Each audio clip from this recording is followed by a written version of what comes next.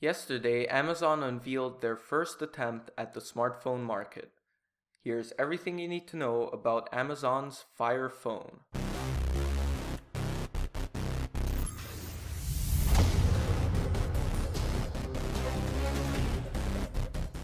Let's start off by briefly listing off the specs of the Amazon Fire. It's rocking a 4.7-inch 720p display, a 2.2 GHz quad-core Snapdragon 800 CPU with the Adreno 330 GPU. It has 2 GB of RAM, a 2400 mAh battery, 13 megapixel rear-facing camera, and comes in 32 or 64 GB configurations. As you've probably noticed, the specs definitely aren't groundbreaking. In fact, some could even call it somewhat of a letdown for a newly released flagship device. However, the specs aren't what make this phone special. Amazon built in a bunch of exclusive hardware and software features that really differentiate this phone from the others. The question is, are these features actually useful? So let's take a look at them.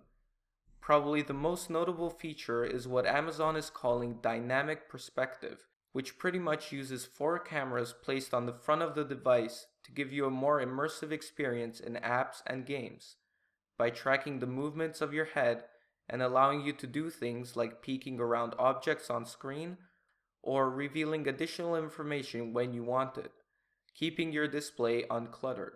This feature looks really cool on paper, but I think there's a real risk of it ending up being not much more than a gimmick that you show off to your friends. I guess we'll have to wait and find out. Another defining feature of this device is Firefly. Amazon finds it so important, in fact, that they actually built in a dedicated hardware button to launch it. Simply put, Firefly is an image and audio recognition software that can recognize printed phone numbers, email addresses, business cards, even things like music, art, TV shows, magazines, barcodes, and many other things.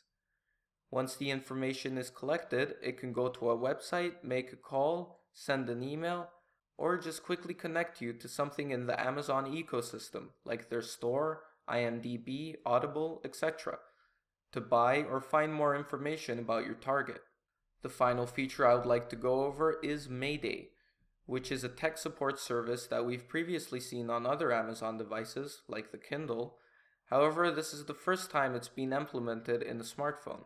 Basically, Mayday allows you to get into a free live chat with an Amazon tech expert directly on your device, supposedly in under 15 seconds. This service is available 24 hours a day, 7 days a week, and should allow you to get through any issues you have with the device pretty quickly. I definitely see Mayday being very useful for people that aren't the most experienced with technology, or even just for people worried about switching to this completely new smartphone. It's not all rainbows and butterflies though. While the Fire Phone is running Android, the OS is, as you can imagine, far from stock. One of the huge drawbacks here is that you can't actually access the Google Play Store on this device. Instead, you'll be stuck with the much more limited amount of apps found on the Amazon App Store. If you're interested in purchasing the Fire Phone, it's already available for pre-order on Amazon. It will be released on the 25th of July, and the 32GB model costs $650, while the 64GB model costs $750. The links to both are in the description. Overall, I think Amazon did a decent job with their first attempt at a smartphone.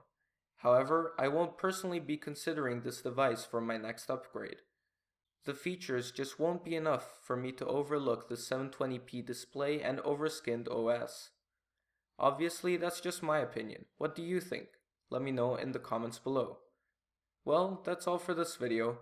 Make sure to leave a like if you found it useful, and subscribe if you want to see more videos just like this one. On the left, you can watch me throwing quite a bit of money at computer parts, and on the right, you can check out a similar video to this one. Everything you need to know about the Aorus X3. I'll see you guys in the next video.